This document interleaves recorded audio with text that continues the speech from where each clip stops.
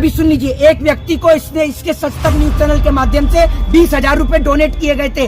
वो आपको पता है किस लिए? कभी उसमें यह बताया गया कि तलवारों के लिए। अब आप ये सोचिए, फिर एक वक्त ये कहता है मैं 10 लाख रुपए कमाता हूँ। अबे तुम्हारे यूट्यूब चैनल से इतना पैसा आ रहा है, तुम जनता को पागल बना रहे हो। तुम गरीब माँ के बेटे हो, हैं जैसे मोदी जी ने पागल बनाया। ये जनता पागल बनने वाली नहीं है। और ये जो नागपुर या संतरा पूरे देश में जहर फैलाने का काम कर रहा है, देश की जनता बहुत समझदार है। आज मैं आपको बता दूं। और मनीष कश्यप, और अगर तेरे में दम है तो भैया आजा बिहार के अंदर, तेरे को बिहार की जनता का देख लेते हैं कितना समर्थन है। आज पूरी बिहार की जनता, तूने जो बिहार के लोगों को बदनाम करने का काम किया है, बिहार की जैसी ऐतिहासिक मिट्टी जिन्होंने क्रांतिकारियों को पैदा किया, जिन्होंने IAS IPS जन्मे, तू उस बिहार की मिट्टी को बदनाम कर, ऐसे बन जाएंगे प्रधानमंत्री हैं? तो पहले उसके लिए चाय तो बेच के आना जरूरी है। और हाँ, गृह मंत्री जरूर बन सकता है। एक बार FIR अभी उस पे हुई है, अभी जेल का चक्कर लगा के आएगा। तो अगर तड़ी पार हो गया तो गृह मंत्री का पंकज सिंह विधायक कैसे बन गया? जरा इस सवाल का जवाब दे दो ना भैया, जवाब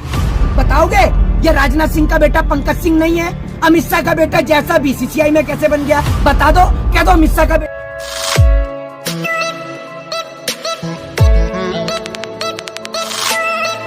का कहना है कि मैं बेगुनाह हूँ, बिहार पुलिस मेरे ऊपर अत्याचार कर रही है।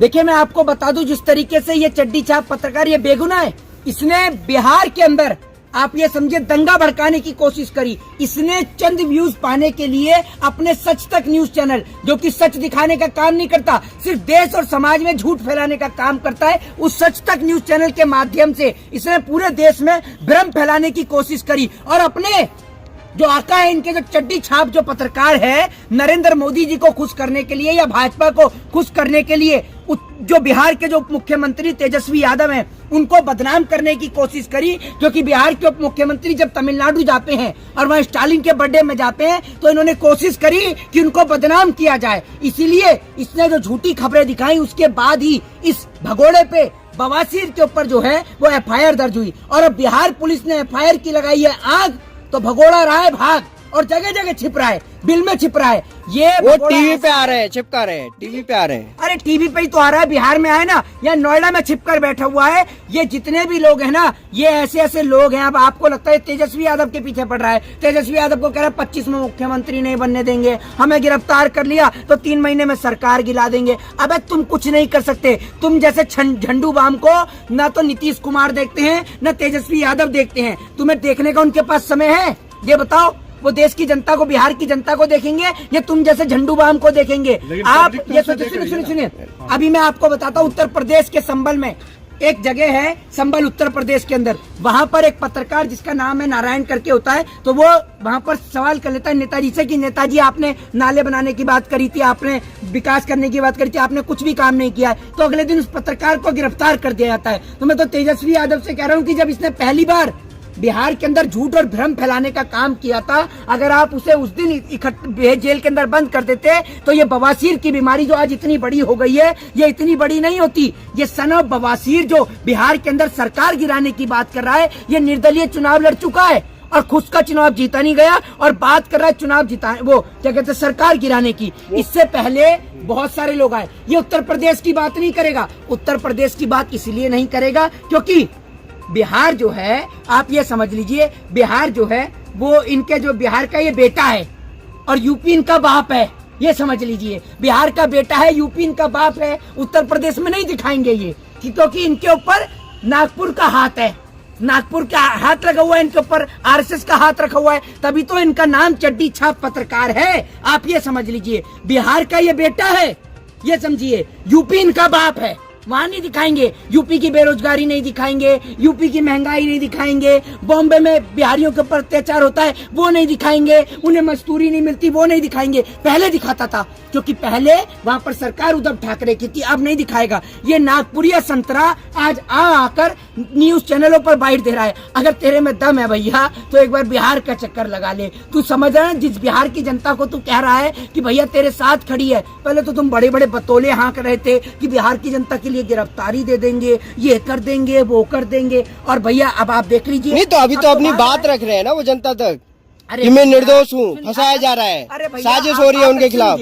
बात रखिए कोर्ट के अंदर, एक बार आइए तो आइए तो आपका स्वागत करने के लिए तैयार है बिहार की पुलिस। आप आइए तो भैया। वो कह रहे हैं और कि लालू सुनिए, परिवार जो बिहार- है अपने भ्रष्टाचार छुपाने के लिए कहीं ना कहीं उनको टारगेट कर रहा है। अच्छा भाई, ये प्रधानमंत्री है ना, ये गवर्नर है कहीं का, जो उसको टारगेट करके उनका भ्रष्टाचार छुप जाएगा। कैसी बेहुदा बात ये कर रहा है। लालू जी पे ईडी सीबीआई की रेड पड़ी, उसको छुपाने के लिए, मीडिया से छुपाने के लिए मनीष कश्यप पे कार्रवाई की गई। उनका अभी ये कहना तक है। मैं आपको बता दूं, सुन लीजिए, अभी तक तो ये सिर्फ बवासीर और बिहार जो है ये सिर्फ ऐसे ही उटपटांग बयान दे रहा था बिहारियों को लेकर। मैं आपको बता रहा हूं, बिहार के लोग लालू यादव से इतना प्रेम करते हैं, अगर लालू यादव के लिए कुछ बोला तो बवासीर और बिहार एक बारी में इसको सही कर देंगे। ये ध्यान रखिएगा। ये जो बवासीर है ना, इतनी बड़ी इसको जो हुई पड़ी है, इसको एक गलत मिनट भाषा बिहार का के लोग- उपयोग बार बार आप कर रहे हो। अरे भैया, कोई गलत भाषा नहीं है, इसको वाकई में बवासीर की कोई प्रॉब्लम है। ये चड्डी चाप संघी पत्रकार जो है, ये जगह जगह उटपटांग बयान दे रहा है, देश में दंगे फैलाने की कोशिश कर रहा है। कभी ये आमिर खान, कभी शाहरुख खान, कभी मुसलमानों के लिए विवादित बयान देता है। छप्पर का घर है, छप्पर का घर है और गरीब माँ के बेटे हैं वो, और अभी- जवान नहीं, सैनिक है उनके पिता। अभी सुन लीजिए, एक व्यक्ति को इसने इसके सच तक न्यूज चैनल के माध्यम से 20,000 रुपए डोनेट किए गए थे।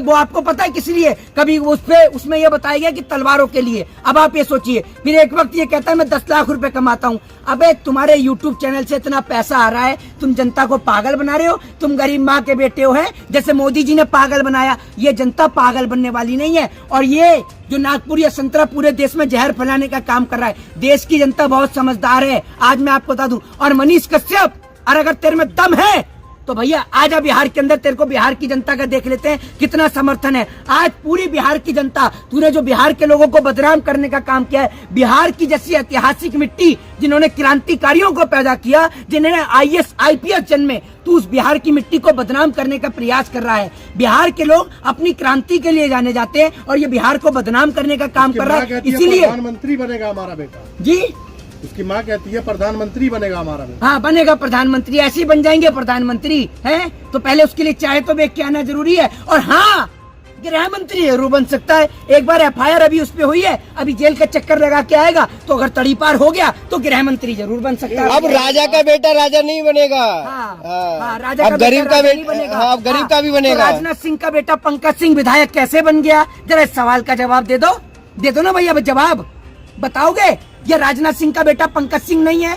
अमित शाह का बेटा जैसा BCCI में कैसे बन गया? बता दो। कह दो अमित शाह का बेटा जैसा नहीं है, बता दो ना। ये परिवारवाद नहीं है, ये मौन हो गए, गूंगे हो क्या? स्टील की चम्मच लेके पैदा हुए हैं वो, अच्छा, चांदी की नहीं। अच्छा, स्टील की हाँ, चम्मच मजबूत लेके चम्मच पैदा हुए। होती है हाँ, स्टील की। तो राजनाथ सिंह का बेटा पंकज सिंह काय की पैदा हुआ है? काय की चम्मच लेके पैदा हुआ है? ये पत्ता लेके पैदा हुआ है? कागज की चम्मच लेके पैदा हुआ है? जरा बताइए तो जरा। आप हर बात में बीजेपी को घेरने क्यों लग जाते हो? आप कहते हैं ना परिवारवाद है, तो भैया ये बताओ, राजनाथ सिंह का बेटा पंकज सिंह, वो भी विधायक, पिता रक्षा मंत्री, ये बताइए ना आप मुझे। गृह मंत्री का बेटा BCCI के अंदर जो कभी क्रिकेट नहीं खेला, तो भैया सन ऑफ बवासीर और ऐसे लोग अब देश को नहीं चाहिए। जय हिंद, जय भारत, वंदे मातरम।